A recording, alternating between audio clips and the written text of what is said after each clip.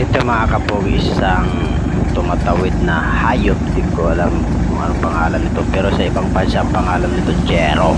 Sa Mexico tumatawid siya, oh. Dahan-dahan ang pagtawid kasi mabagal pala to siya lumakad. Tinulungan ni Kuya Rider pagtawid, tapos ngayon dinadaan niya paglagay. Minsan pinag-initan siya, oh.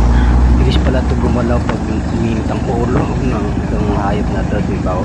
Bilis talaga binitawan si Rider, oh. Sa mababa pa man ang kuko nun na hayop na yan. Ang bagal lang ang hayop na yun lumakat, pero yun, tinulungan din siya ng driver ng kotse, oh. Si Kuya, diba? Talaga hindi siya pinagkaroon ko.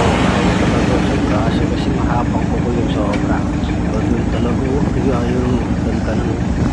Kapag nakapit tapos magkapit, bibitaw magkapit ulit, diba mga guys?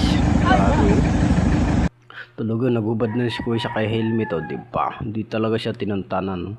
Grabe, grabe talaga ang hayop na yan, nakakaiba.